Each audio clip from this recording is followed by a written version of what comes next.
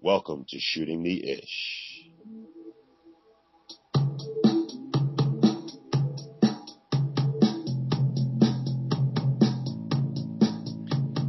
All right. How's it going, everybody? It's going good. What's up? What's up? Welcome, everybody. This is Chris, along with George and Brian. Welcome to Shooting the Ish. That's what we're doing. We're shooting it. Man, I've been super sick. I've been, terribly sick. You've been sick? One of the worst colds ever. I had a nasty chest cold, and the doctor actually put me on an asthma inhaler. So bad. Okay. God damn. I never had any, and you know what, George, thanks again. You saved my life again. He said, go to the doctor, and I was refusing, and it looked like I damaged my lungs from not going to the doctor. I know. Well, that's the least I can do for you, letting me live with you for free for 8 months. So saving your life is the least I can do.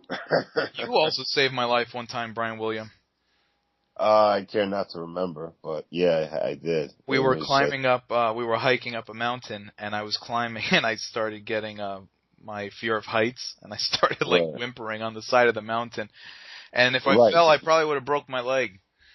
Or worse. And Brian pulled me up. I remember, we were no rope, we didn't have any rope, and what was the trail again? Do you remember the Placerita Canyon waterfall trail. We were actually climbing up a dried out waterfall that was slimy. Oh yeah. Yeah, I decided there was this trail, or rocky trail if you will. I decided to go on the rocky side. You decided to go on the least rocky side, and that's when you started having your panic attack, if you will. Luckily there was a middle part where I could climb back down to help you to get on a sturdier terrain to climb on, if I remember correctly. Yeah. If I fell there, we were even past the end of the trail. That would have been We were way past the end of the trail. That would have been really bad. Oh yeah. I always feel brave in this situation. I always deal with heights, but when I get there and something takes over, I guess. Right. I don't think he expected me to come to his rescue at that point, to be honest with you, George. Why not? Why would you let Brian Williams' reputation was so bad at the point. I thought he'd just drop me and laugh. Yeah, exactly. He isn't a killer, just a rapist. I'm lucky I had my briefs on. My tight briefs. To hell with you, George. To hell with you. But yeah, I guess that's sometimes you feel adventurous and then you bite off more than you could chew. Yeah, I feel like that in every relationship I've ever had. Really? You're dangling off a cliff?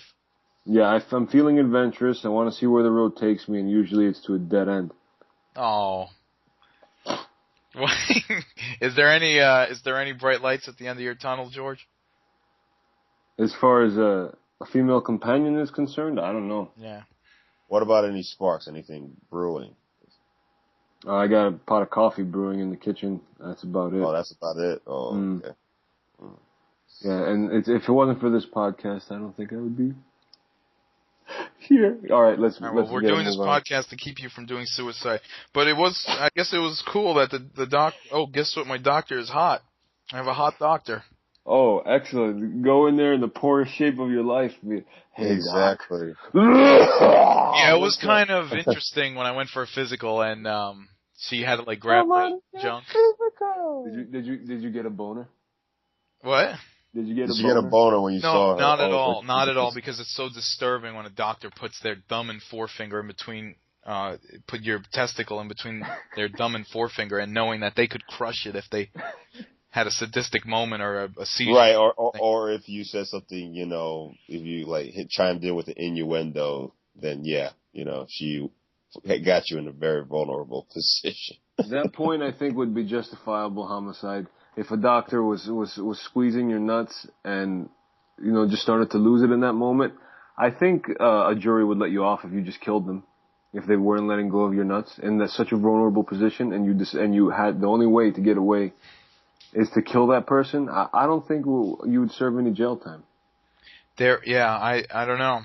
There would be, that happened to me once in grammar school. There was a crazy kid that was in the class, Yeah. Let's put it this way. I'm not saying that all people with special ed are this way or are violent, but you're right there. Yeah. This particular individual was a violent kid, and I was in a private school at the time, and it was a situation where if his parents didn't pay to have him in private school, he probably would have been in they were probably paying to keep him out of special ed classes, as some people have done. Anyway, this kid at recess grabbed my testicles when we were like 10 years old, and he squeezed them tight and he would not let go. You gotta be kidding me. And he had the death grip on me, and it was it was terrible. Well, you knew at that moment that you were straight. If there was any questions before that, It was such a weird feeling. I was just dying. I was just fading. It was like Superman had kryptonite around his neck. Every straight dude, like, not necessarily if they don't know whether or not they're gay, because most people know from the start, and it's the people that are gay that are kind of confused. But I was always wondering whether or not, like, when you're young and you always have those moments of like, you're gonna get into it with a kid and you guys get like face to face, and you know you're gonna fight, but either you fight or you just stop it and then go on with your day, or you just get into it and you just knock each other out when you're kids. Now I'm wondering if a guy is confused, whether or not at that moment, which every kid goes through, and they're face to face and they're ready to throw down, thinks to himself, "Ooh, I want to kiss this boy." What? Are you saying that if someone grabs a gay person's testicles and squeezes them, the gay person will like that? No, I'm not saying that, but I kind of was saying that. I don't think anyone will enjoy getting their testes squeezed. I don't think so. Well, my doctor in New York, at least, was like a 65-year-old Jewish guy, so I know I was not liking that at all. It's always weird when you have the doctor with the nose and ear hair hanging out. I actually one time had a doctor who was kind of weird, and he would bring you into the office and he'd be like, "What's going on with you?" And I went in there and I said and he would always be like rubbing your back strangely, and I would say, in this case I said, "Doc, I fell and I fell on a nail, so I need a tetanus shot because I fell on a rusty nail." Yeah. And then he said, "No, but what's going on with your person? How are you feeling as an individual?" I said, "I feel a lot better if I got the tetanus shot." I just fell on the nail. Yeah, I know the doctor. He's dead now. Is he dead? Yeah. Why you gotta be the buzzkill, George? I'm not being a buzzkill. I'm just letting him know that his former doctor is deceased. It was always so, and then I knew, when you had to go to that doctor, like, oh man, something must be really wrong with me, because how am I gonna bring myself to be in that office? And he had like a toupee on sideways, like little personal care. I think that's why you're scared to go to a doctor, because you think they're all going to be perverts. They're gonna molester me. Right. Yeah. But this is just a rare exception. You're molester material. Oh, thank you. Yeah, I guess so. It was kind of hard taking care of that little doggy when I was so sick like that. And sorry, last week on the show, or two shows ago, I was pretty out of it. Yeah, you were. Get it together. Get it together, Chris. Get it together. I don't think I could have a dog full time. I was talking to that dog by the end of the couple days that I had it. You were talking to, your Dr. Doolittle? Yeah, no, I was just like one of those old women who talks to their dog. That was me. Oh, okay. But yeah, like making baby noises and like talking as if it was a child. Yeah, that's exactly what I was doing. And I could make fun of those people, but I was quickly becoming one. So I had to kill the dog. No, you didn't. But it was interesting walking the dog in Venice and seeing that there was more human pee stains than dog pee stains that the dog had to sniff from. Yeah, man. That's from that meth house around the corner. No, congratulations. All right, so Brian, again, me and George shared some personal stories. Do you have any personal stories in your life? I mean, to top those, you getting sick and George being a lovesick puppy. No, not. Who said I'm a lovesick puppy? Maybe you. I mean, I've said that before, yes, But I didn't say. Wait, he's all getting offended. I think George needs to go to the lovesick doctor. George needs to go to the love doctor.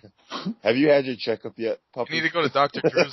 Drew's office. Yeah, I mean, I gotta find Dr. Drew.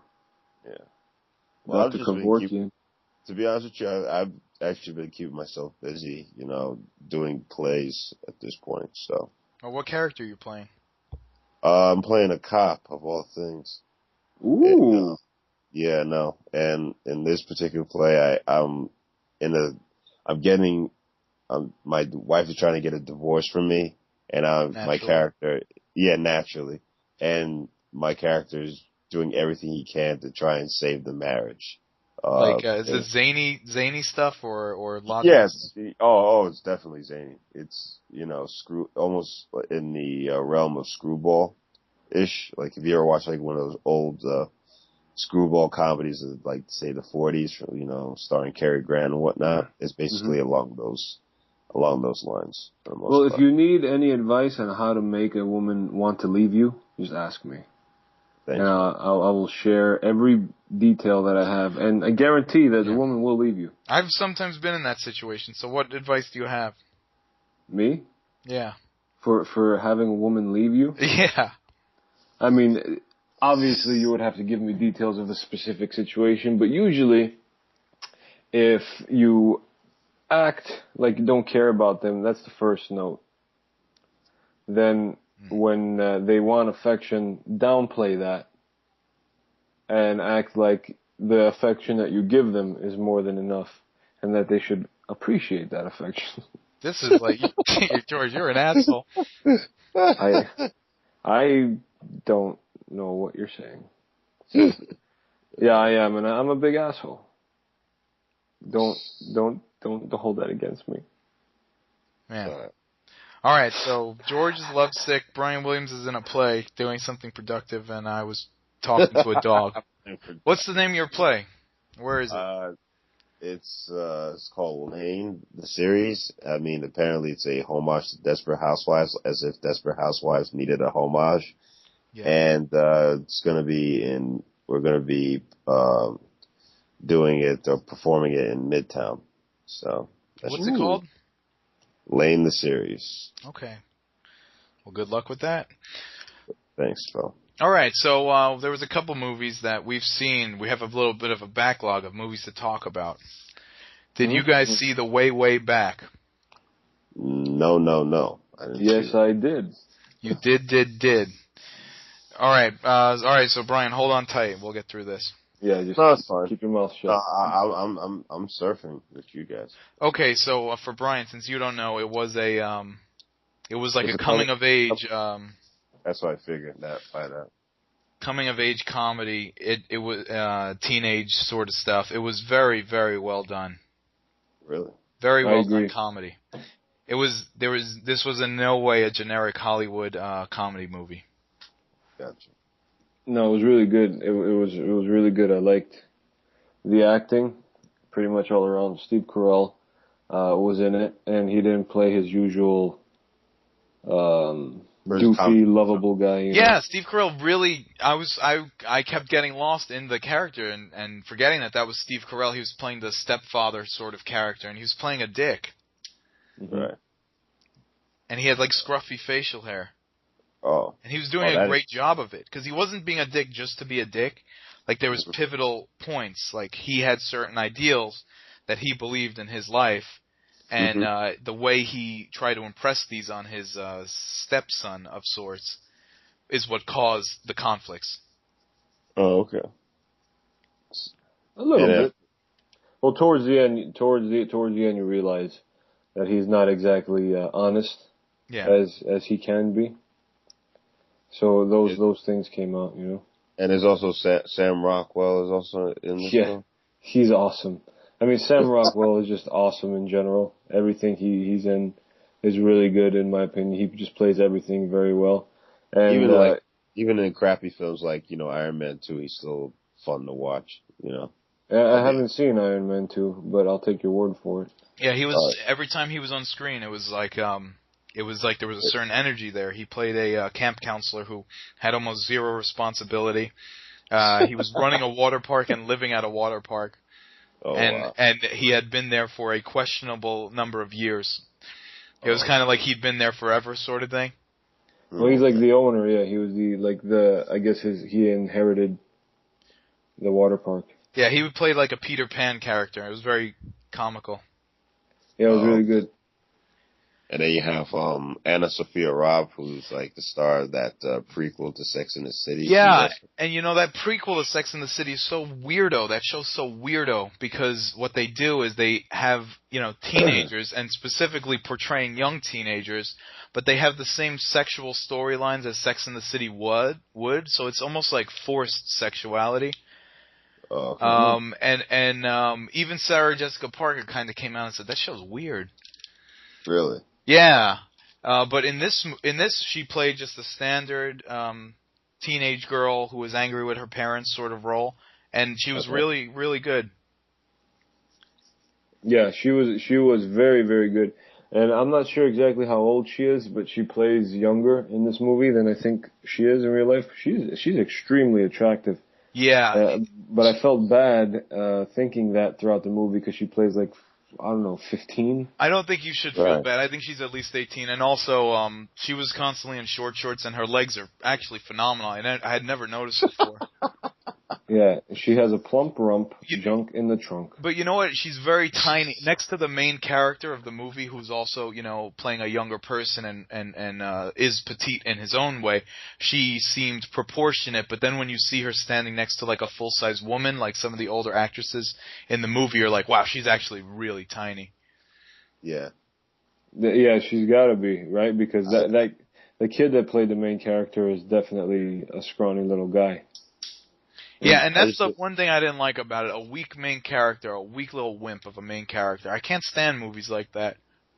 uh, well, I mean, I guess the reason why you see these films with the weak, like wimpy characters. I guess they like the directors and the people who are involved in the creative process feel like there's room for improvement, room for change as the Yeah. story.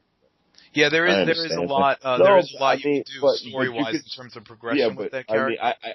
no, but I can see where you're coming from because you could still, there are films out there where, you have a strong lead, you know, that where the story is, if you have a story that is compelling enough for the audience to follow through with a strong lead, then there shouldn't be a problem. That you shouldn't have to like rely on a weak lead to, to make the story, pop, if you Yeah, will. I know the reason they do that is so there could be a character arc, but what it directly translates to is that half the movie those characters just kind of like, huh, yeah, okay, yeah. That is true, but it puts you in that world Hmm. because that's how the kid is. He doesn't get a word in edgewise ever, and everyone else is doing the speaking for him, and he just gets stepped on. So it puts you in that world, and it would be unrealistic to have a weak main character that has opinions and things to say and is confident. Yeah, I guess it wasn't bad. It was not bad at all. I don't want to say it like that. It's just that me personally, I prefer characters who don't give a shit, and their character arc is that then they do give a shit over the weak main character who's playing weak for most of the movie, and you keep saying, "Come on, grow some balls." Right. I don't By like the way, that. I don't like that because in real life, I probably would be more reactory than that character, but I could also watch those from time to time. right. By the way, do you guys find it like interesting that they would go with a character or an actress like her to play Carrie Bradshaw? You know, I don't know. I I don't think know. in terms I of just, what they're trying to do, she fits the role, but I question what they're trying to do. no, Yeah, I just think I don't know. I just feel like she comes off as way way cuter than the end result. In Sex in the City. Yeah, she's cute in a way. I'm not real. I don't really think that. I think I was more attracted to her legs than her face. really? No, I But think she was fantastic all around. I yeah, okay. I see what you're saying, Brian. That she's not geeky enough, and Right, because I mean, because I remember watching this old show with Sarah Jessica Parker called Scrubs, Eggs. I don't know if you. It's an old '80s show. She played this character.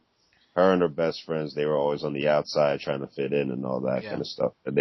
And if you ever see like her earlier stuff, she's so gawky looking and all that, you know. And you know what though? That's the problem, I guess, with the show, and that's why even Sarah Jessica Parker said something about this show, is because you have the trademark of Sex and the City, but you're not following.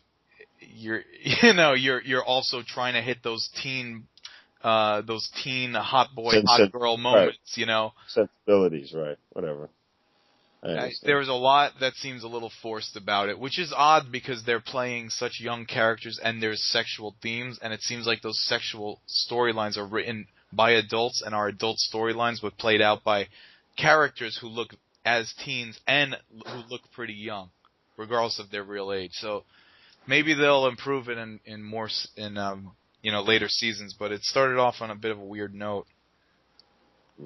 Okay, Well, I see what you're saying. it got picked up. They got picked up, so it has an audience. Yeah, but on what network? CW. Okay. Definitely. But I think you really only need no comment. What?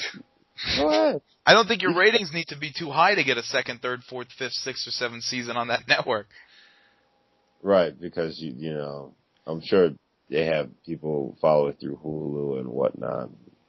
And they also, what's interesting about a network like that is they have that set teen audience. Uh-huh. So they kind of expect people to be watching anyway. Mm-hmm. Mm-hmm. I believe that to an extent.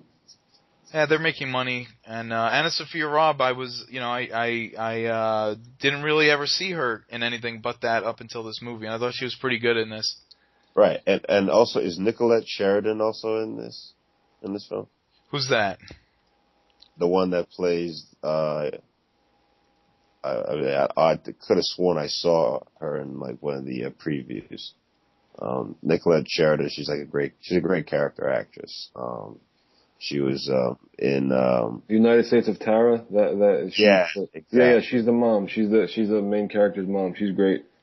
Oh. Her role isn't that big, but she's a great supporting character. Was that the lush drunken neighbor? No, that's the mom. Right. Oh, the mom of who? Of the main character. Oh, I see. Yeah. I thought you saw it. No kidding. No, Chris was just too focused on having a weak main character to pay attention to the rest of the story. Yeah, all right. Well, it was either that or Anna Sophia Robb's legs. I mean, he was just trying to. I'm just saying that she had nice legs. Yeah, he did have the bucket of popcorn on his lap the entire time, and he was just digging furiously. So there was a lot of ruffling going on there, and like a beaver. Got it. Thanks. Let's put it this way. There's a lot of teen coming of age pictures that are very, in a way, insincere and are putting a bunch of pretty 30-year-old something looking actors together and pretending they're teens and having a lot of melodrama play out. And this was not the case. The movie was good, start to finish, good comedy. There was never really if it wasn't funny, it was heartfelt. Yeah. And it was like a perfect mixture between the two. So I definitely recommend you check it out, Brian. All right. Yeah, absolutely. Did you guys see Clear History? Yes. I always I'll catch bits and pieces of it, but no, I didn't watch all of it. Now, was it like the Larry David show? Like it was basically Curb Your Enthusiasm, the movie? It was exactly like that. Yeah. Oh, okay. Yeah. That's why that's what took me out of it a little bit, in my opinion, because everybody else was awesome. Michael Keaton was in it; he was fantastic. Danny McBride, John Hamm. There's a few others that I can't think of off the top of my head, but those are the ones that stuck out to me. Let's put it this way: when I first saw this, I didn't know what to expect, so I was expecting a movie, and for the first 20 minutes, I was pretty disappointed because it's really an episode of Larry David. It's not shot like a film. It's shot exactly like the TV show with the same camera angles, same Same sort of thing, and because it's a more extravagant situation, it feels a lot less real because the thing of Larry David is just a guy walking around and bullshitting with people. Right. But if you could get over that, and if you could focus on the fact that, Larry David is an American classic comedian, and he needs to be like Charlie Chaplin and start pumping out movies before he dies because it works. And regardless of if these movies look like TV or not, because he's such a specific American comic, and a classic, American comedian, that these do work. The story was good. And you know how he writes, everything comes together in the end. So, Right. if you took it for a long, extended, creative version of a Larry David show, it worked. If you looked at it as a film, it did not. Oh, okay. So cinematically, you're right. Okay. There was almost no cinematics there. Okay. It was just like talking an episode of Larry David if it was set in an alternative universe. Okay. Yeah, so they should have just called it Talking Heads. Clear History. Got it. The Clear History was also a weird title. It was a good title in one regard that, Clear History, like Clear History on an internet browser. Right. And, Clear History as in, he's starting his life over and no one knows who he is. But at the same time, the title and the credit sequences kept referring to Clear History of like an internet browser. But the main character had nothing to do with internet. It had nothing to do with the internet boom. So there was a theme there that was, seemed like it was just titled that, and the credit sequence was made like that for the hell of it. Whereas the thing was about electric cars. Larry David was partnering in a company that had made an electric car that the whole world caught on to, but right before they launched, he had like a random Larry David moment where he hated the idea for a second and dropped out of the company for a day. And when he tried to get back in the company, his partner did not let him in. Right. So the partner itself, even though he was the antagonist, was never seen as a dick. It was almost more like Larry David truly was the despicable one, was the heel, was the dick. Right. And every time they show the antagonist, and Larry David is plotting against the antagonist, and he started a new life, and the antagonist doesn't know who he is anymore because he went bald. Every time they show the antagonist is doing something like trying to open up a children's orphanage. Like, there was nothing bad about this man. Larry David was completely the bad guy throughout. Now, from what you you're telling me just now in terms of like the device of the Clear History, reminds me of, remember the term MacGuffin? Yes. Like, it's basically just a MacGuffin or an excuse for, the performer, player, actor just to go through his or her usual wild hijinks for the most part. The audience don't care, but as long as the performer is giving them what they want, then it's all cool. In the end. So. Yeah, and like what George is saying, there was a lot of supporting roles that were great. Danny McBride was great as the foil. He was helping Larry David's character, putting him in touch with people who could blow up his ex-partner's house. But the whole time Danny McBride was chilling with them and drinking, he was right there. But anytime they all went to put their hands in to say, all right, that's the plan, Danny McBride kept saying, hey, I'm not here. Yeah. So even though he was very much a part of it and an enabler of the complete situation, he always referenced that, hey, I'm not a part of this. There was also there was a couple of waitresses, one that Larry David had a relationship with in the movie, or had previous to the storyline had a relationship with. But there was another waitress who just played the character that was always offended at Larry David. Oh, and it was, I don't know what her name is. She's a big woman, funny comedic actress. I've seen her before, and she would just like scream and call him an asshole, and it was great. Oh, yeah. Patty Ross is her name. Patty Ross. Oh, yeah, she owned the neighborhood restaurant.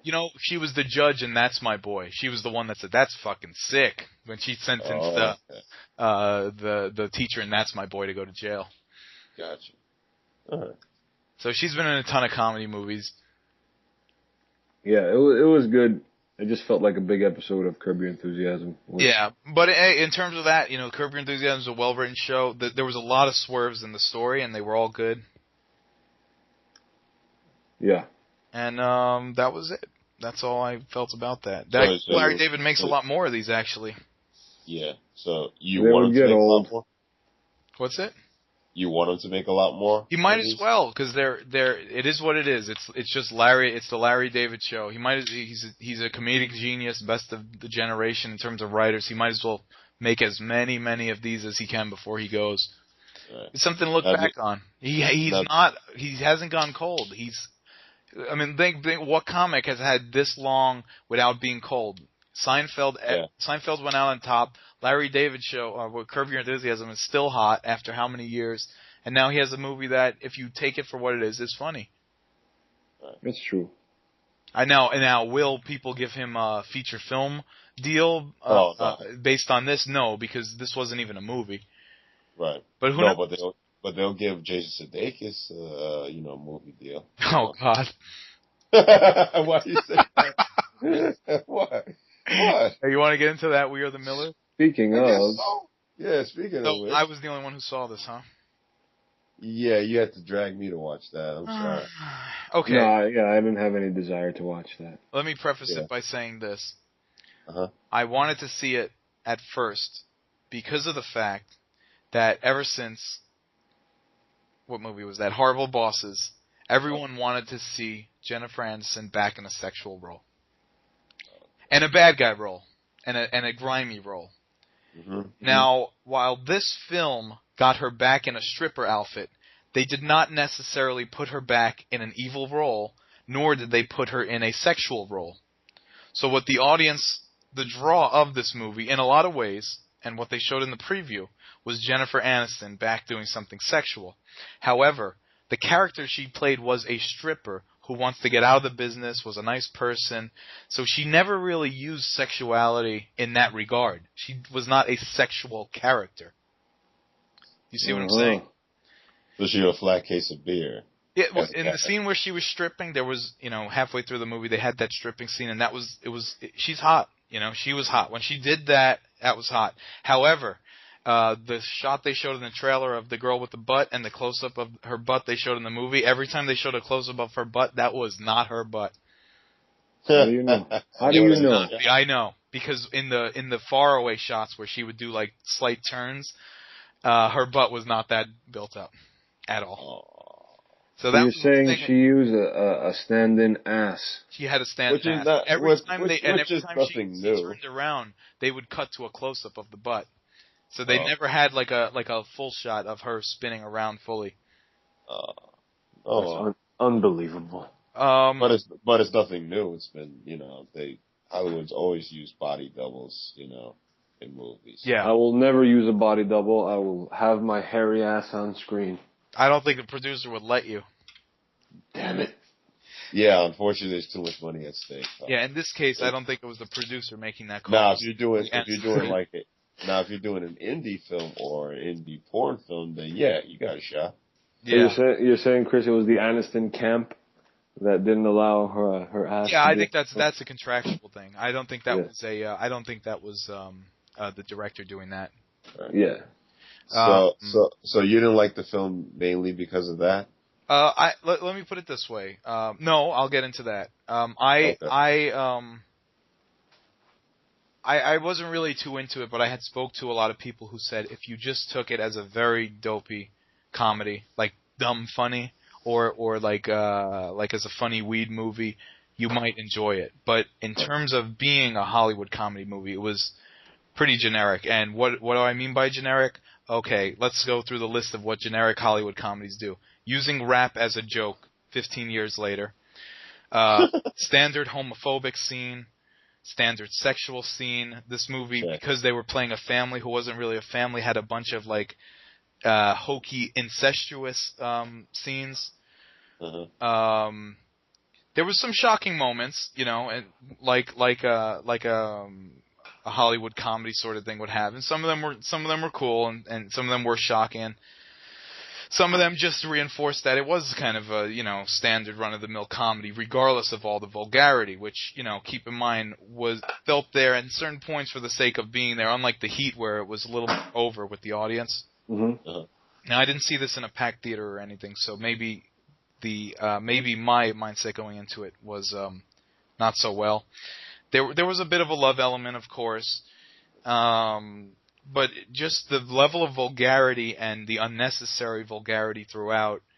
Kind of, it's like one of those times where you just look at it and it's like, what type of propaganda is fucking Hollywood spitting, man? Like, what is this? What am I watching here? Right. You know, like, it's a lot of deviant behavior. I don't know if all of it had a payoff, you know? Well, Interesting. if you want to see the stripping scene of Jennifer Aniston, she was hot in it. I'm sure it's on YouTube now. I'll probably check it out. And you know, it had a concept which was okay. Now, had you taken a real Midwestern family and had them being cursing and vulgar, that probably would have been a little more interesting than a bunch of lowlives, or as they were trying to portray the characters, pretending to be a family, you know? Maybe, you know what, and I have to say, maybe it's just me because I grew up in New York and with a big loud family who curses a lot and curses as part of a vernacular, that maybe I didn't see the guys of a family dressed up nicely cursing as a big deal because I kind of grew up with that in a way. Oh, yeah, join the club. So maybe, I kind of get I'll give it that. This could be something that not a lot of people have seen, maybe in other places, but being from such a loud and boisterous culture back east, I had grown up with it, so it had little to no effect on me. That's a valid point. The one very funny thing they did during the credits is they were showing a blooper reel, and all of a sudden, while they were filming the movie, they started playing the theme song from Friends on the radio of the car that they were all driving in. Oh, that's funny. Yeah, they were all laughing at Jennifer Aniston. Well, she's laughing at them because she still makes money off of that. Yeah. Yeah, she was like, wow, you guys got me. It was actually pretty cool how they did that. I don't know how I feel about Sudeikis as a main character. Maybe that put me out of it a little bit too. Why? What do you got against him? I don't know. I'm trying to figure out why I didn't like this movie, because in a lot of ways at first I did want to see this movie, and then I didn't, and then I did, and then I didn't, and I'm kind of wondering what threw me out of it. So, I mean, it looks shitty, first of all. That's cool. No offense to anybody that will be listening who made it, I guess. But it looks like a bad comedy. Yeah, you know, the thing with Horrible Bosses is that it was a generic Hollywood comedy, and it had those certain beats, but the characters were so good. And the fact is, a dentist who she was playing should not be sexual, was. In this case, it was actually the opposite. She was playing a character who wasn't sexual, but should have been. Chris, your main gripe with this movie is that Jennifer Aniston was not sexy. Yes. That is your main gripe. That's why you don't like it. Yeah. So do you feel like that maybe they should have used Sudeikis' current fiance in the role? Who's that? I don't know if you guys noticed, but Olivia Wilde is his current fiance. Ooh. Yeah. Now you got to remember, this is the same guy who, I mean, his track record.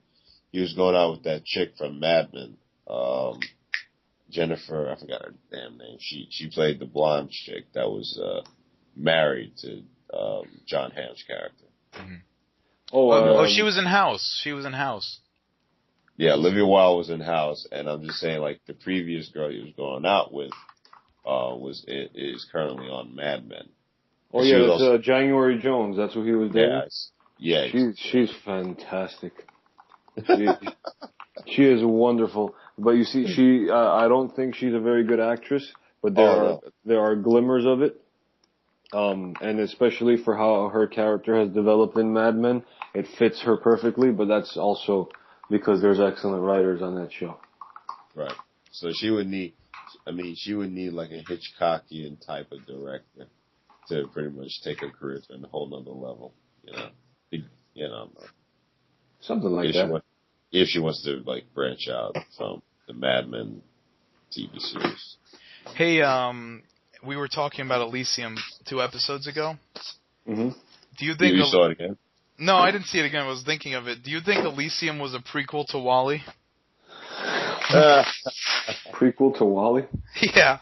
WALL-E, they were all outer space. Everyone had to abandon Earth, and Elysium, it was kind of like it was getting there. Well, no, because, I mean, in the end, spoiler alert, Matt Damon's character sacrifices himself to save everyone else. So, and the robots in Elysium basically go down to Earth to basically cure the people who were sick.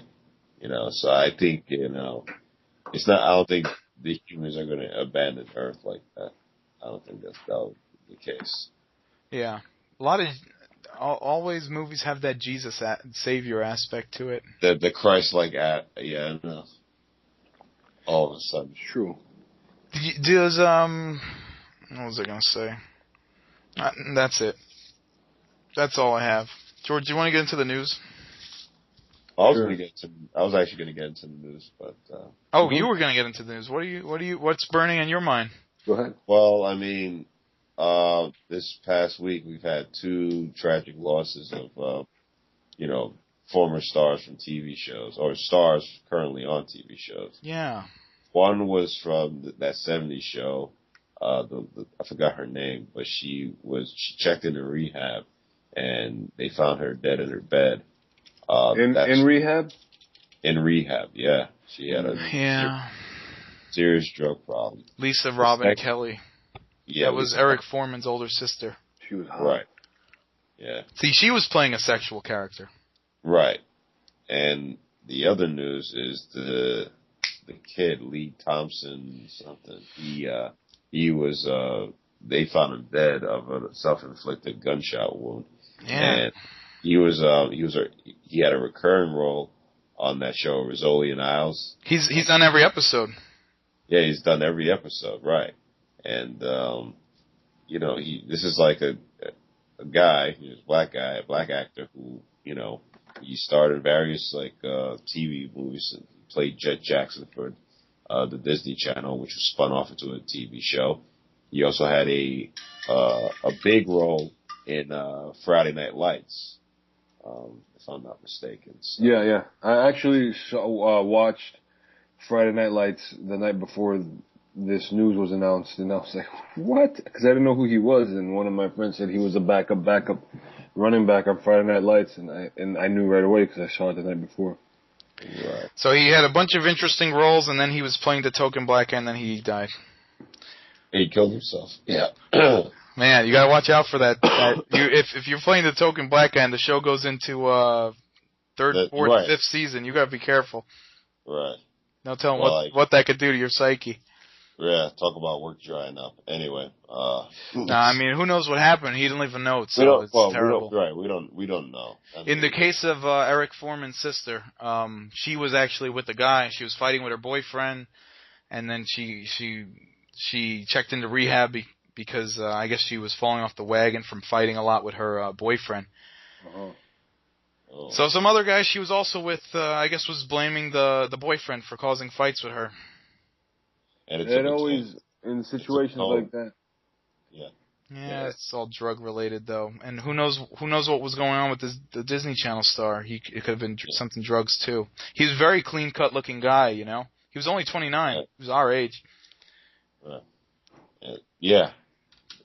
In situations like that, where blaming someone else in a relationship, it takes 2 to tango always.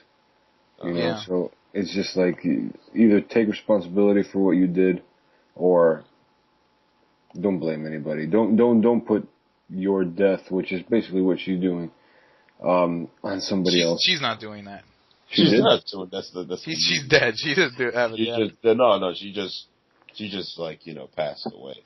This guy took his own life. Yeah, and that's messed up. And he was successful. Right, that's what I'm saying. I could see if you were an out of work actor, but then again, we don't know the situation. We don't know the situation, unfortunately. Exactly. And nothing's really come out about the situation. Seems like not yet.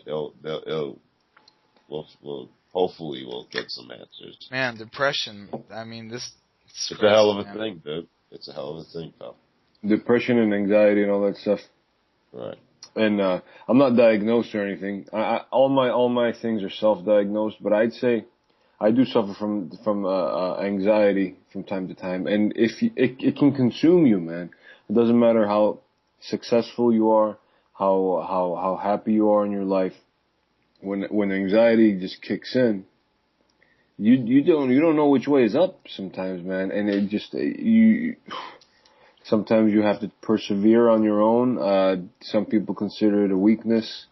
Other people seek help. There's just so many things that go along with enduring something like that. It's scary. That to me is the scariest thing. Well, we'll never cast you as the token Greek character on this show. Yeah, maybe you could, because I consider myself a little bit of a method, so I would have to be token all the time. Yeah.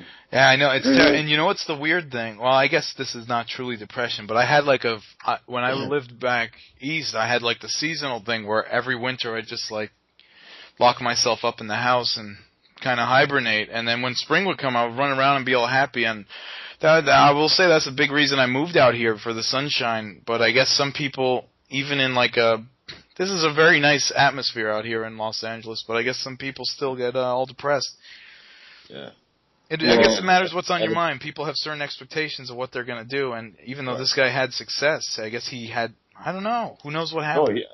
Right, the thing is that, he had success at a fairly early age, I mean, Yeah, he was a teen star, and, he made this smooth transition from teen to adulthood, without any hiccups. So the fact that he would do this is just, it makes it all the more shocking. Now, was this girl from 70s Show, was she a child star? No, she passed. She was in her 40s. She passed. She wasn't. So yeah. She was probably like late 20s, early 30s when she did that 70s show. Yeah, this child star syndrome, though. I mean, I guess it just numbs and, her and, to and, the fact of. And what cracks me up is that Lindsay Lohan, under the surface, is like put on a death watch in a way. They all, like, the media, is always. They always have the latest on what she's up to and all that kind of stuff. And you would think that, she would, croak any moment or something like that. And yet these people are just dropping like flies, It's crazy. Yeah. Like you were saying, Chris, the child star thing, you don't have an opportunity to be a kid and live your life. So when they're children stars, they don't have a normal upbringing. And they become all screwed up if they don't have the right people around them. Now, obviously, Lindsay Lohan's family's destroyed and backwards, so she didn't have any proper guidance. Now, a lot of people do grow up. Look at Leonardo DiCaprio. He was a child star. He's one of the biggest movie stars out right now. And he's more of like the self-made man, if you will, because he pretty much came from practically nothing. Who's also the guy from the director, Ron Howard. He was a child star. Right, but I mean, he, his father, who I worked with, he started out and he got his kids, involved in the business, and and they seem like, I mean, his father seemed like he was playing with a good deck, so I don't think he was going to be beating his kids or anything like that. Yeah, so. when the parent is like a fame chaser, the kid then really grows up fucked up. Right. And I think with Ron's father, he just has sort of like he has a blue collar mentality, or he had a blue collar mentality towards the business. So it's like, hey, I'll just take what I can, and I'll bring my children along, and if they want to learn about the business, then I'll guide them.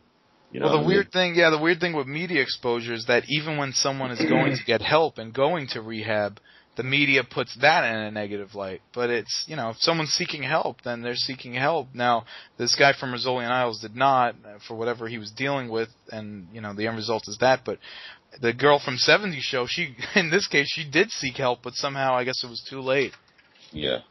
So that was just unfortunate. Yeah, that's tough. But also, like we talked about the baseball players, you grow up and everyone's kissing your butt and telling you you're doing a good job. Most of the time, these shows, I mean, the acting quality on them is not a great job. These little teeny bopper things, but they support people. People get paid for them, and the people are not. The cameraman, great job, great work today. Well, was it? Yeah, was it really? Right. Okay. Right. So I guess I see how it happens, and the fact that there's so much media exposure today, and the fact that there's older people commenting on and scrutinizing the lives of younger people is quite weird. Like when you hear on the radio in the morning when there's no music on the radio and every station's talking about what 17-year-old was drunk, it's like, are you really a 43-year-old man and you know the in and outs of what they did at a bar last night? Right. So we got a couple sicknesses in our society. Yeah, I find that weird when, just the idea of the older generation wrapped up around the younger generation coming forward, Yeah. coming. Yeah. So weird. And then trying to beat the clock, if you will. That right now we're living in a society that is just so youth obsessed, that it's almost sickening at this point. Yeah. And what's wrong with getting old? I know. And you know what cracks me up? I was watching this doc, actually, called Casting By. And I haven't seen that yet. Yeah, I caught a little glimpse of it. I was talking about this particular casting director who worked for Warner Brothers for years. And how she would cast these various actors who had like a unique personality or unique features and whatnot. Yeah. And looking at it today, they're saying how it's tough to cast character types, right? Because now they're going for the looks, they're going for youth. And they were showing this one clip of Rosie Huntington-Whiteley, who was in that last Transformers film, and they were showing all she did was a little promo for Victoria's Secret that was also directed by Michael Bay. Yeah. And basically, they were just talking about how, nowadays you don't need talent. You don't need training. Cookie cutter. Yeah, not even cookie cutter. You just gotta look good. The camera, you have to look damn good in front of the camera. You have to look drop dead sexy. All right, new rule. It doesn't matter how you look. You must have nice legs.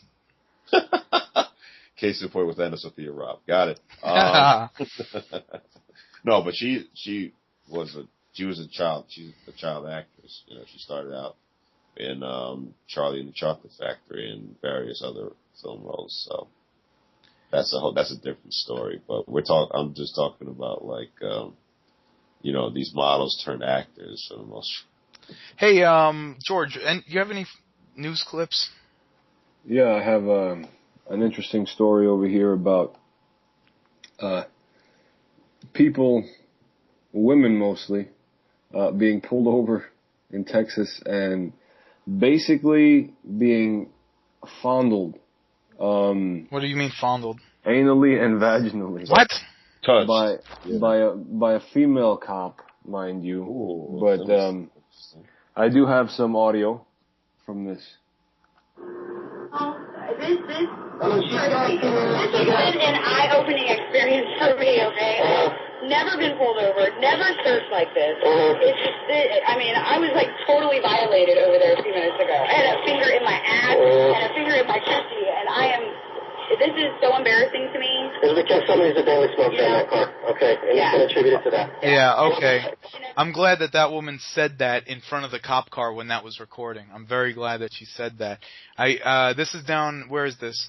Texas? Yeah, because they're looking for drugs, but they're searching, I guess, American citizens for drugs. Oh, they're searching in their body cavity. A lot of people don't realize, as an American citizen, you could tell those Border Patrol cops to fuck off. Oh, you could? Yeah, because you're a citizen. There's no reason they should ask you where you're going. Right. Yeah, and they don't have a warrant. Yeah, I understand. Maybe we need to get a little better technology. Maybe an X-ray would do better than fingering a girl. Your finger only goes so deep. What if she stacked it deep in there? Well, you have to be good. You have to know what you're doing. Like, if they sent me in there, I would be able to find whatever that person was hiding, guaranteed. Then you're in the wrong bracket. Thank you. But I'm saying if that was part of the job description, you best believe that you would not be able to hide anything in any sort of body cavity from me. Would you rather have the cop's finger down there or the bomb-sniffing dog down there? On me? Yeah. Oh, the dog. Yeah, it might be. Yeah, I'd rather have the dog sniffing my crotch. Dude, you would be, oh man, you should have just stayed on the East Coast. You'd have so much fun with the stop and frisk. Well, I'm a well-to-do white male in his mid-20s. They're not going to stop me. I'm saying you should have became a cop, motherfucker. That's what I'm trying to say. You would have. Yeah, you could have touched Brian's balls. I should have became a cop, motherfucker. Brian, Right. the cops touch your balls? Sorry, I'm too light. I'm not dark enough. Darkness. Your Darkness. You're not Haitian. You're Jamaican. Yeah. Gotta stick to them girls like glue. All right, That's kind of crazy. That's kind of crazy. That's kind of crazy. I mean, are cops really pulling over American citizens and fingering them? No. In Texas? I guess that's the American way in Texas. I don't know. I know I stopped you before, but I need to stop you again. Hey, remember when I searched Jared, look who it is. Remember, I met your mother when I stopped her at a police stop. Now, keep in mind, the females were being searched by a female cop. Well, so she wants it's still what? Yeah, it's still wrong, but at the same time, it's not like as perverse as it would have been if there was the cops are gonna say now.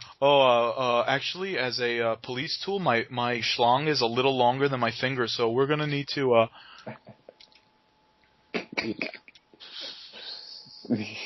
Stop right there. All right, next. Okay, an Ohio man ordered a gun safe off the internet, that crazy internet. And what did he find inside? Rabbit. June 19th, when delivered to the home of a Shelby County man who ordered it offline. It was loaded with this: 285 pounds of marijuana in 10 bales, probably direct from Mexico, where the safe was manufactured. Yeah. We had a Shelby County. So he found. See, we got they're shipping it over in safes, and we have the cops checking people's vaginas.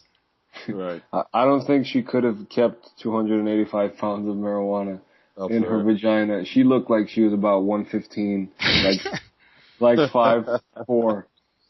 So I don't think that would have been possible. But what would you guys do, right? If you ordered a gun safe, I guess.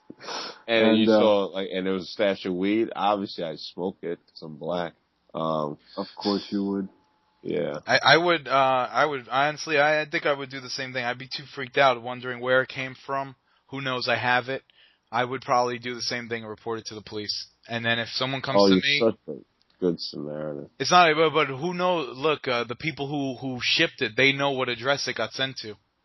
Well, they're lost. No, but they're gonna come after you saying, "Hey." So do you think? What probably would happen is they sent it to the wrong address. They sent the safe that was loaded with the pot to the wrong address. Yeah, that's what happened most likely. But do you think that reporting it to the cops would keep you safe? Right. I would be freaked out. I don't know what I would do in this situation. I would be. Because there's a possibility that they could potentially be involved in some form of the drug trade as well. No, you know what I would do? I would call up the local news place. I would call up everyone. I would do exactly what these people did. 7 on your side. Well, we have 7. Put all the heat on the company and none of the heat on you personally. You get the fuck out of town. So you're not gonna wind up with any weed? No, I don't want to wind up with the weed. No, you want to sell the weed. You don't want to smoke it like Brian. No, he wants to return the weed to the proper authority. I want to take all the. I want to make it publicly known that I no longer have it. Right. That way, the people who are shipping it don't come after him. Yeah, and I would dress up like an elderly woman and pretend I had no clue what it was, and the cops. I don't know why. That reminds me of that DirecTV commercial. Where, the dude, like, he's watching TV and he looks outside and he sees, like, 2 dudes putting a body in the trunk. Then, like, he basically, like, burns everything he has and dyes his hair real white and fakes his own death.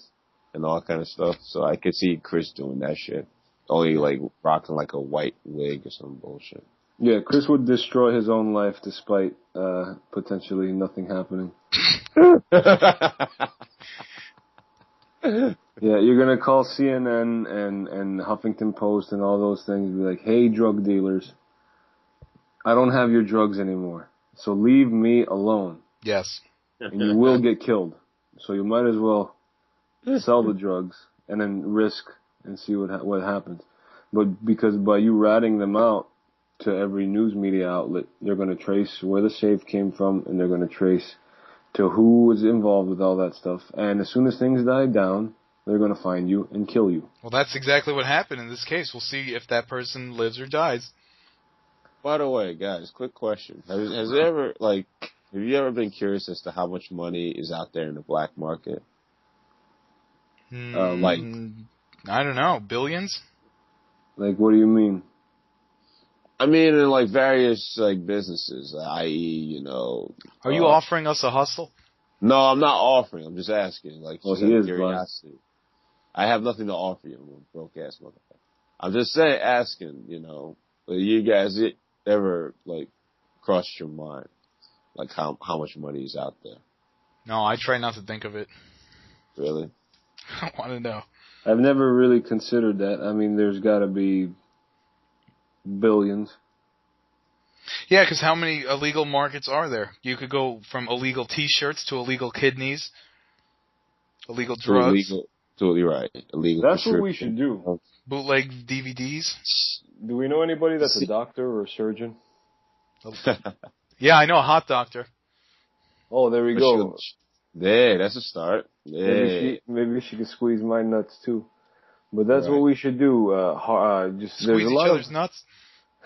We've done that. We've done that. What do you want to do, George? All right, sorry. Obviously, Chris wants to get all homophobic. Next. Yeah, we should there's a lot of homeless, right? So we should gather them and pay a few doctors under the table and harvest their organs and sell them on the black market. You're saying since they're not doing much, they'll be more useful that way. I mean, their livers are most likely done for, so we would have to take hearts, kidneys. Kidneys might be in bad shape too. Maybe some fingers. What could you salvage from a homeless person? Lungs might be shot. Yeah, there's not much. Maybe it's not a good investment. Well, it would be funny if you guys did go through with it. Here's one problem. The problem is we have this podcast called Shooting the Ish, and the police will find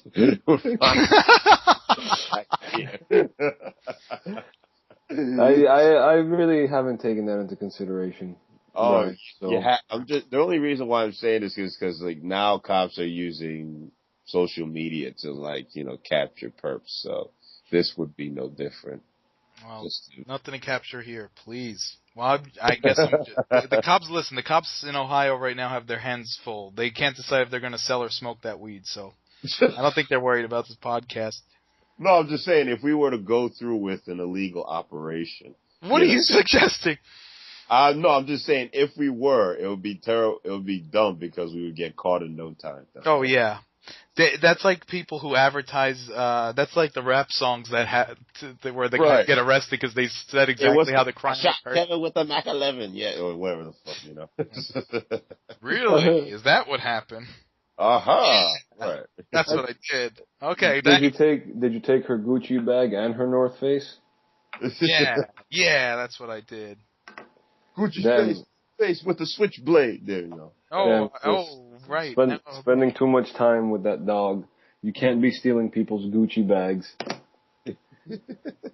You cannot be taking North Faces. Next story, please.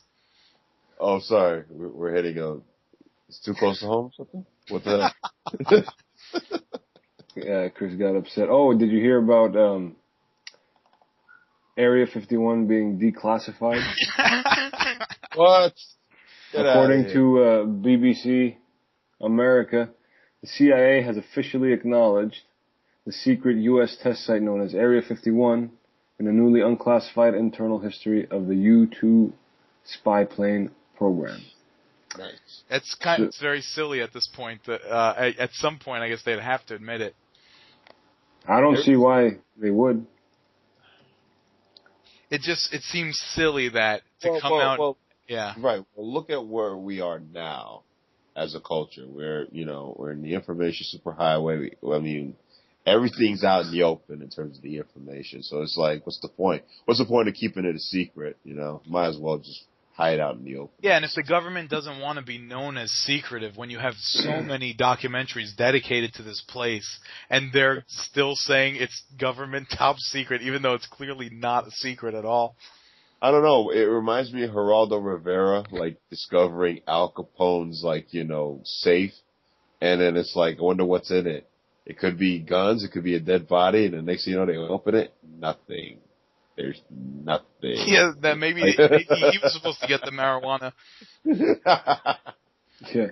In another 60 years, I wonder what will be revealed about today's international policy, how we were spying on everyone.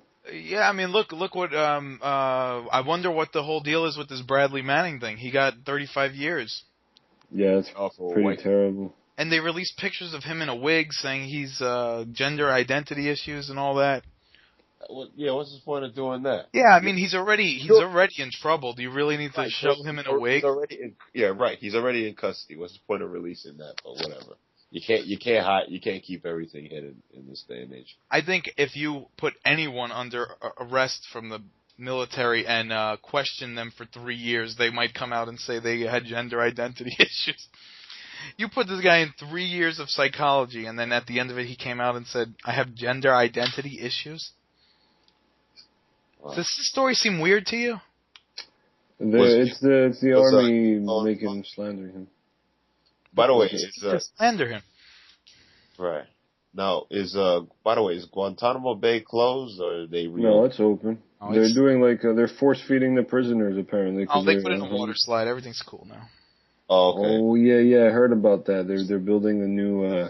They're gonna make it a tourist attraction. What are they gonna call it? Split Splash? Yeah. It's gonna be a water park. That's awesome. Shit. Waterboarding park. Yeah, can't wait. That's that waterboarding park. George, can you play the clip of that guy who killed his wife in Florida? Oh, that sounds nice. Yes, I can. Another big story, as you see. Yeah, that apparently wasteland. Apparently, let me preface this. Apparently, can this state secede from the union? This state is hurting our country. Which one? Florida. Which one? Florida or Texas? Florida. Either one is fine by me. Texas wants to leave. New Hampshire wants to leave too. Yeah, good luck with that crap. Long Island was trying to secede. Some guy was trying to make Long Island secede. Okay, here, check it out. That was after Long Island secede. They're not even a state. It could be the most disturbing Facebook post ever. A lifeless body photographed moments after the woman was shot to death in her home and posted with an apparent confession by her husband. Derek Medina wrote, "I'm going to prison or death sentence for killing my wife. Love you guys. Miss you guys. Take care, Facebook people. You will see me in the news." Then Medina told his family. He just said that his wife picked up a knife on him. They had a big fight, and he shot her. And your son came to your house this month? And all he said is, "I need to go to the police. I need to turn myself in." But there's no mention of Medina's Facebook post in the police report. The picture of his wife's body was up on his page for 5 hours, with horrified Facebook friends sharing and commenting. This is different. It's almost as if everybody was in the room when the social media consultant. Thank you, you quote unquote. Yeah, expert. I know. You got to turn your brain off when you see. Yeah, when you see social media expert, you just got to turn your brain off and just stop listening. Yeah, that's pretty insane. Here's what I don't understand: the people who saw it, I'm sorry they didn't call 911 immediately. Instead, they commented on the photo. Like, are you serious? Like, if you know that, I mean, I don't know. I just think that's just... I think the comments were like, "What? Is this a joke? What are you saying?" It was stuff like that. Oh, yeah, I guess you're right. I don't think anyone, liked it. I don't think anyone pressed like on that. No, it was just like, I can understand it, like, the people were probably in denial, like, wait a minute, is that such and so forth? But yeah, but she looks kind of... No, please tell me they're joke, like he's joking or something like that. I guess that the initial reaction would be denial. So yeah, did you see this social media is crazy, man. Yeah. This is like narcissism. This breeds narcissism. This Facebook. That's why I don't go on that Facebook. No, I agree. That sounds so old, by the way. You're not that old. Don't go on that Facebook. But I did go, but I had to stop because there's nothing but nonsense on there, and we're gonna see in 10 years the social media craze may die down a little, or people may learn to use it responsibly with stories like this coming out, because some people are taking it way too far. Right. Case in point. I do also think it's terrible. I use it. I'm an avid social media user. I'm on Facebook. The only reason I do use them as much as I do is because they're so accessible on your mobile device. I can't remember the last time I went on Facebook, and Twitter, never. All right, but think about the things you see on YouTube. You see video content that anyone that doesn't have to be your friend can comment on. Now think about what happens in Facebook. Oh, so hungry, gonna eat a burrito. Right. From someone that you may have known in the past. Oh, yeah, I know. So I'm not saying that all social media is bad, but at the same point, what's going on Facebook, more often than not that it can't be used as a good tool, is nonsense. I know, and the fact that the ability to block people and all that kind of stuff, and it just adds a weird and sort of just detrimental element, because let's say somebody blocks you that's a part of your life, right? Yeah. And you're seeing certain things that includes that person, and then you're seeing comments and whatnot, obviously, that are missing, and you're just like, what is happening here? This is blocked. That person is blocked. The other person, it's crazy. It makes me actually kind of sick. You know what? It's very true because something like that can last forever. Even if you got over the feelings, now you're remembering why you blocked that person. Like I don't think I've ever blocked anyone, but I guess the reason why someone would is because, well, I guess the reason why I personally would is if that person was acting crazy or stalkerish. I guess. Yeah. Since I'm not in the situation, I can't really say. But at the same point, let's say if me and you had a conflict in the real world, and I said, fuck George, I'm not going to talk to him for a week or two. Fuck you. Okay. But then we get over it. But with this being blocked forever, it's like, oh, now I remember the reason I'm mad, sort of thing, you know? I know, it's so contrite and terrible. It's just it's an overall not good feeling. It doesn't add to anything. I mean, you keep in touch with people that you wouldn't normally, but how often does that happen? You know, you the people that you want to keep in touch with. Or how often is it a genuine keeping in touch? Yeah, like you comment on each other's pictures and all that Instagram crap and why would you need to post a picture of your wife if you killed her? Is this something are you so addicted to sharing everything? And I guess people are. I see people putting their kids all over Facebook. It's crazy. Yeah, it's called child worship. That's been going on for years. It's kind of crazy though because on an Android phone, yeah, child worship. Yeah, but the pictures you post sometimes have a GPS location embedded in the pictures. Like, you really want to put your kids in danger for bragging about your kids? That's true. There's GPS coordinates. All you have to do is turn that off. No one knows how to do that. I know. It's crazy. What is this child worship idea, Brian? Well, I mean, you have these parents out there, when they have a kid, you know, the kid can basically do no wrong. And, you know, you inundate, you know, i.e. the media, the social media, Facebook or Twitter, with pictures of them and all that kind of stuff. And because you're, like, the parent, are under some notion that your kid is very special. So that's basically what child worship is. That's an example of child worship. Yeah, these people are fucked up. They're going to grow up to be really nice. The moms of child stars and stuff like this. Yeah, and speaking of Facebook, this girl out here on the West Coast that got kidnapped, is posting on Facebook about the experience, or posting on Ask FM about the experience. I don't even know what that was. It's another bullshit thing. They were asking her details about the kidnapping, and she was answering them. So it's kind of interesting that someone who had just been kidnapped was now answering questions about it on the internet. Right. Apparently, the kidnapping wasn't all that bad, or wasn't all that traumatic. No, it was a pretty good kidnapping, actually. Yeah, it must have been pretty. Wait, didn't she lose her brother or mother or something like that? Yeah. Yeah. Yeah. I guess she wanted them gone. Who knows? It's just that we're getting an in-depth look into certain situations that we never would have in the past. So it's kind of crazy to there was a lot left up to the imagination in the past, and now you're seeing just how mundane everything is. Day-to-day situations are mundane, even if they. I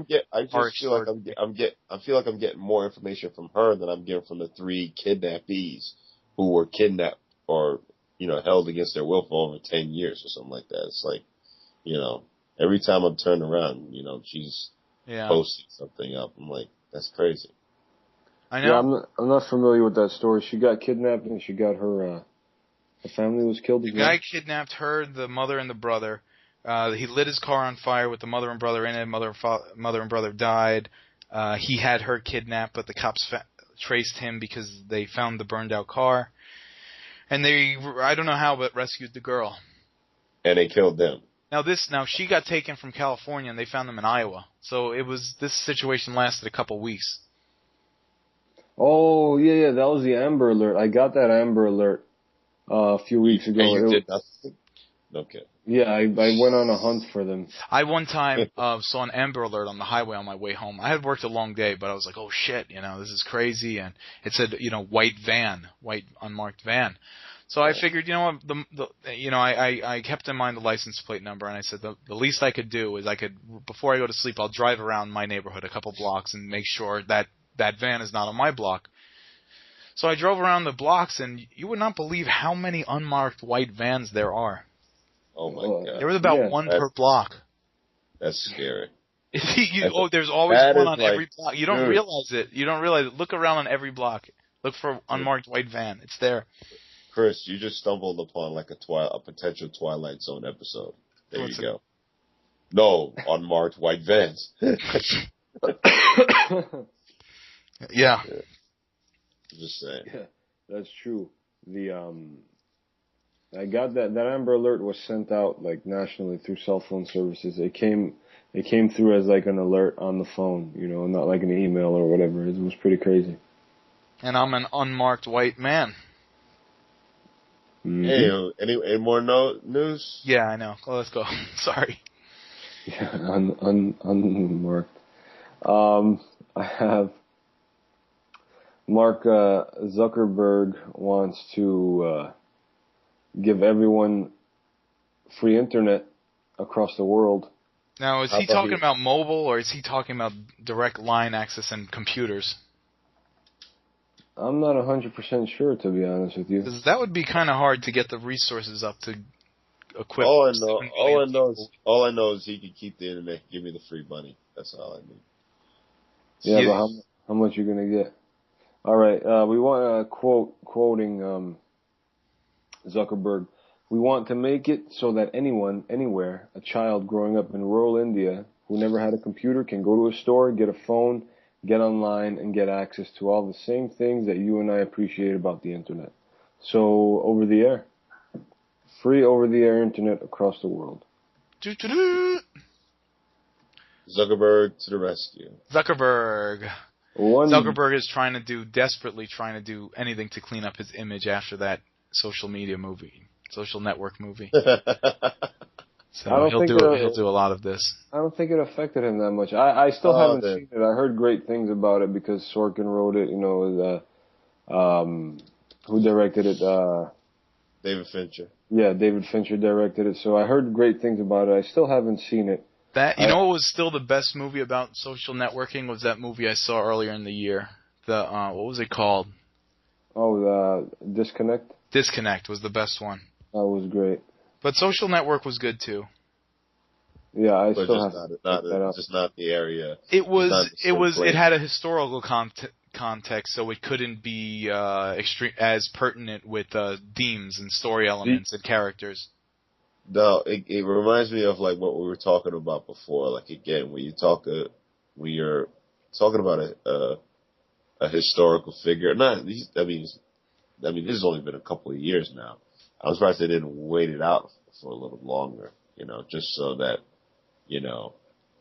it could be, sort of like faith in people's memories as opposed to now Facebook is on everybody's memory now, I'm surprised they came out with the social network film sooner than later. Yeah. It's all cash-in. It's quick I mean, cash-ins these days. it was still a good film. I mean, because you have a capable director handling the material. And you know what it was? Yeah.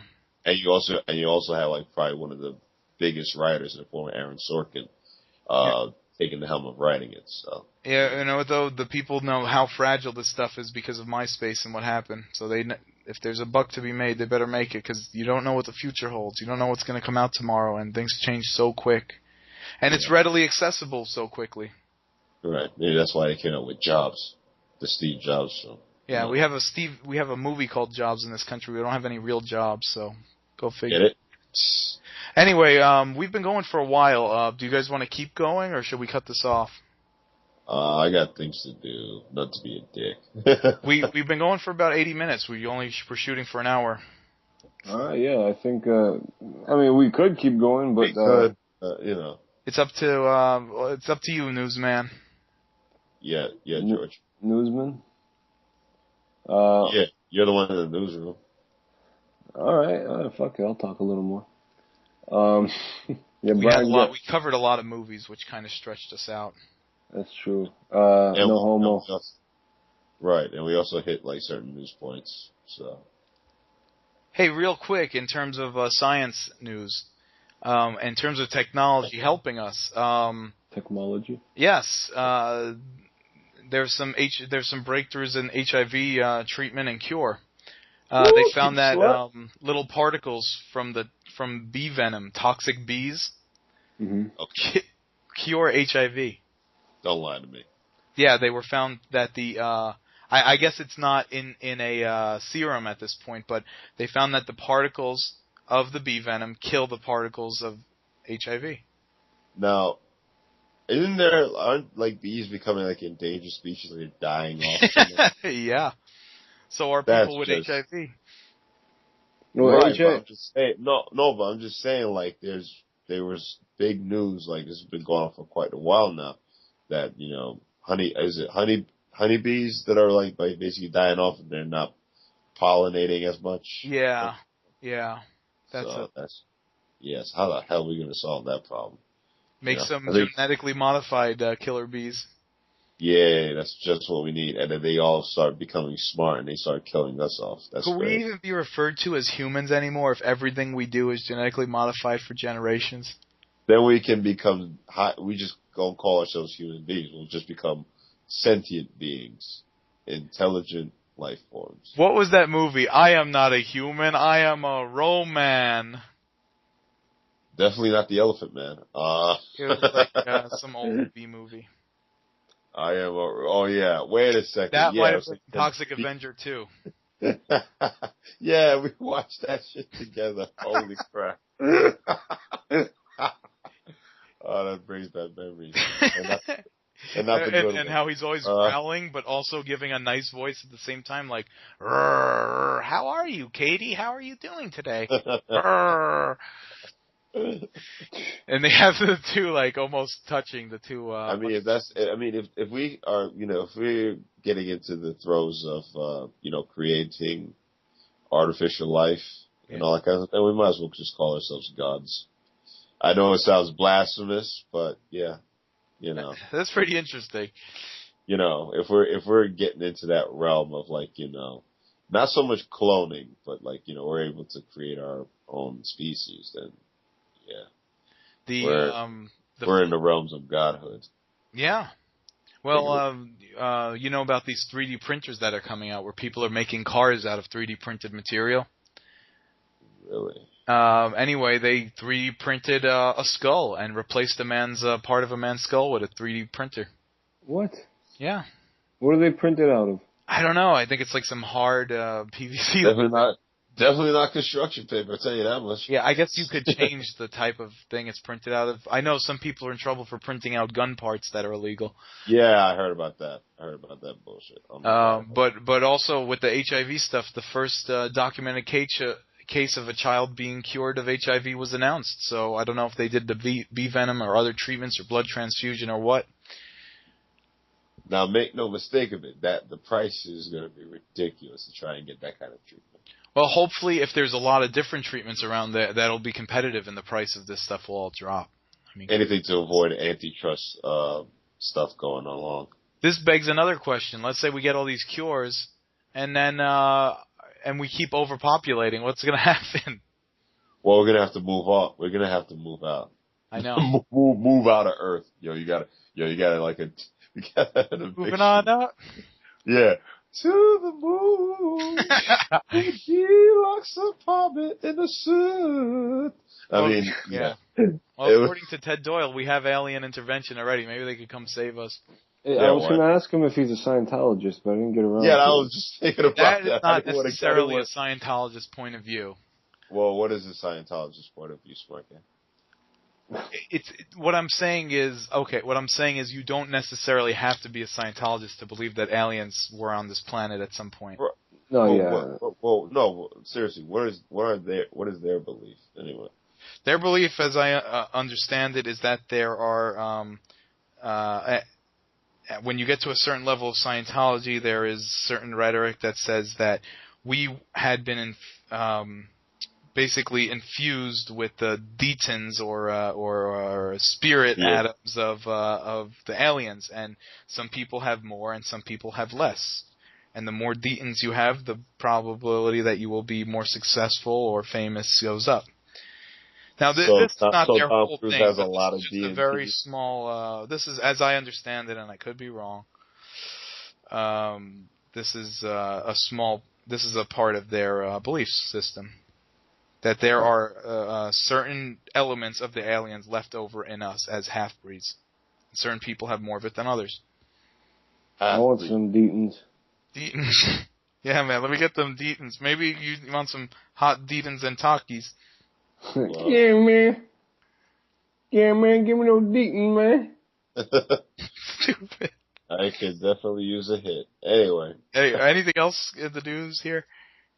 Nothing worthwhile. All right. I mean, if you want to talk about Egypt, that's yeah, they keep revamping their conflicts, huh? Yeah, I know. And the thing is that the military took over, and now there's more bloodshed. It's like, really? I know. You're supposed to take over, not fucking kill your own people. What the hell's wrong with you? I think what happened is that they were supposed to relinquish control, and they haven't.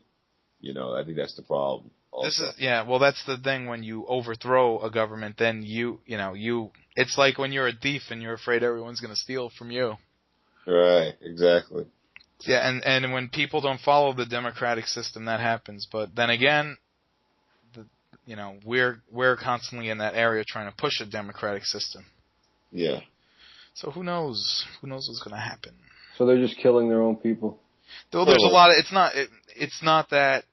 Yeah, in a way, if you view them all as Egyptians, but in another way, it's just a series of civil wars and malicious sort of things, and whoever's in charge, and obviously you got to fight to get it. And it's not so nice and put on a smile like American politics. It's you kill to get it. You're right, and they occupy Wall Street. I tell you that much. Yeah. We have to leave. We have to leave this. Are they basically trying to several groups are trying to be in power? Is that what's happening? I wouldn't be surprised. Yeah, that's this. A couple of years ago, they had the whole Muslim Spring or whatever you want to call it, where a lot of people were revolting against these oppressive governments. Yeah. And as you remember, with all the Gaddafi and all that stuff. But it came a couple years later where now there's also a group of people who do not like the new government in charge. So revolution, revolution, revolution, revolution. It's kind of like a cycle. Yeah. And, at the end of the day, it makes, it's a lot of based in religion, and what's right is absolutely right and what's wrong is absolutely wrong. But in another way, it makes your country be seen as a shithole that no one wants to visit or spend any tourism dollars in. Yeah, that's what it is. Who's going to go there? Well, I don't know. But I want to see the pyramids and the Sphinx. Shit. Yeah. Damn, man. That's what I wanted to do next year. Well, if you go there, put a Canadian flag on your backpack. That's it. Oh, I'm just asking for trouble, pal. A lot of Americans do that, actually. They put Canadian flags on their backpack to say that they're not from USA, even though they look like it. Oh, you can talk. You talk to tourists. Yeah, a lot of people when they're backpacking through these countries, they don't want to get kidnapped or robbed or whatever. And a lot of people hate Americans specifically, but do not necessarily hate Canadians. And it's unless you're acting boisterous and crazy as shit, you could probably pass for Canadian. Right. But then again, we have a problem as Americans not acting boisterous and crazy as shit. Is that Well, is that what you did when you backpacked? Did you use the Canadian sticker? No, I didn't. I was with someone who was boisterous, so there was no hiding the fact. I was just watching out. I was pretending that I just found weed in my safe and just lying to lay low as possible as I could. Oh, so that's how you lost the weight. You were stressing yourself out. Got it. Yeah, I'm usually stressed and I have gained back such weight, so I need to find a new solution. Yeah, but you were moving while you were being stressed out while you were in Europe. I understand. It's alright. It's cool. Yeah. Well, okay. Anything else going on? Nothing.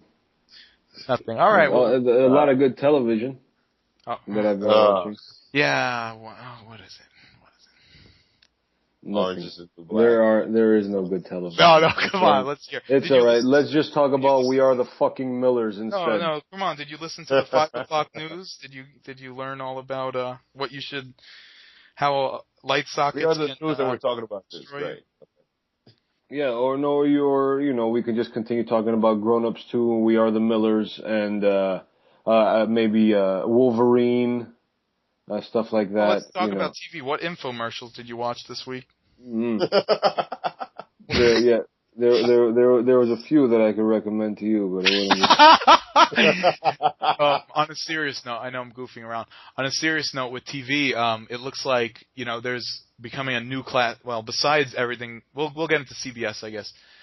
Besides everything that's going on with that, it looks like there's a new category forming among cable networks with FX and AMC and all these places that are producing content for years now on end, where they're not exactly being treated distribution-wise and money-wise as cable channels.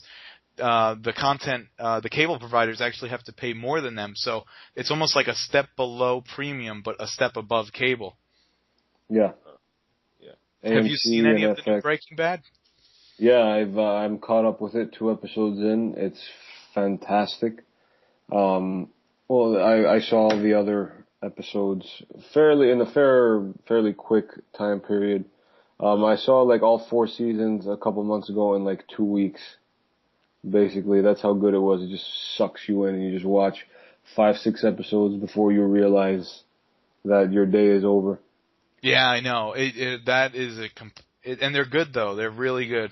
They are. They're fantastic. So the new season is great. There's only 6 episodes left for the series, which is a little upsetting. But it's okay. End it before it gets lame. There's a new show that follows that called Low Winter Sun. Yeah, I heard it's based off a BBC show. It could be because Mark Strong is a British actor. Right, so and he's playing the same character from that show. It could very well be. I don't know the details, but it's super, super gritty. It's a very gritty, well-acted show. It feels realistic. So in other words, it makes Law and Order look like, like a Disney flick. Yeah. You can't really compare. It's good. It's very good, but that remains to be seen what's going to happen with it if it gets good ratings or whatnot. I like it. It looks. Yeah, it looks good. But that's what I wanted to get into a little bit. Breaking Bad, which to me is one of the best shows in the history of television. I think for such a short run. To me, Sopranos has to be maybe number one. Maybe number one, just because it's a little bit more special for me. I grew up with it, and the whole dynamic of that show is really, really good. But yeah, I think that's about it. There's other shows on television, but nothing crazy. Right. And we're not going to get into the Netflix type shows. I mean, I'm hearing a lot of hoopla about Orange is the New Black. Yeah, someone else was telling me to check that out. I heard it's very good as well. From what I've gathered from my friends, they've been saying that it's almost like it follows the narrative of Lost. In a sense, like, you follow these individual inmates and how each one of them got into prison for the most part. That's cool. The person who told me about it was being kind of a horn dog, and he was like, it had a lot of boobs, and there's like boobs in every episode. And I'm like, well, how was the show? He's like, a lot of boobs. And I'm like, it's good. It's good. I think you asked. They're really good. Did you ask a bum from Venice Beach about this show? Like, what the hell? No. Yeah. I don't think that would be funny if a bum on Venice Beach was streaming Netflix. Deadman from Venice. Well, they do have laptops. Yeah. But yeah, I think that. Yeah, I think it covers it. Alrighty. Yeah. Again, CBS is still in that dispute with Time Warner. The chief of the FCC said she might step in and make a ruling on this situation. Yeah. Well, because she's just gonna fine both companies a lot of money, and they're gonna say, all right, either we lose more or we make an agreement. Yeah. Well, I mean, I'm not too worried. They're putting on stars. That's a good replacement, huh? Yeah. Yeah, that's good. All right, everybody. Well, sorry I was critical of your infomercials. And Yeah. Oh, real quick, next week we have that movie with the Shaun of the Dead guys have the movie coming out. World's End? I'm going to see that for sure. And then also that your next horror movie comes out. I don't know if I'm going to see that. But it looks like a good review so far. Actually, I saw the trailer. It actually looks really good. You're supposed to be the movie buff on this show. Can you watch some movies? I don't know. I'll talk about movies. I ain't watching. I'm gonna buy you a gift card for movies. Despicable. Yeah. Give me a Netflix. Oh, I also want to see Blackfish. That looks awesome about the orca whales in captivity at SeaWorld. I saw the trailer to that. That actually also looks interesting. That does look really good. I'll be honest with you. Because it's like slavery. Those animals are so smart that keeping them in those conditions is like slavery. So that's I would know. Yeah. I feel like whenever I go to a zoo, I feel like crap. I really do. I know we were talking with Ted Doyle last time about that. I feel like crap. Yeah, I know. I was at the aquarium a few weeks ago. Some of the fish creatures in the aquarium, I guess I can't feel too bad for because of but the seals and stuff like that, I guess I kind of do because they're mammals. They know what's going on. That's true. Alrighty. All right, so I guess that's about it. Thank you guys very much. Not a problem. Brian, thanks for waking up. Oh, yeah. My pleasure. Oh, nice. All right, well, everybody, you've been listening to Shooting the Ish. We'll see you next week. Take it easy. Later.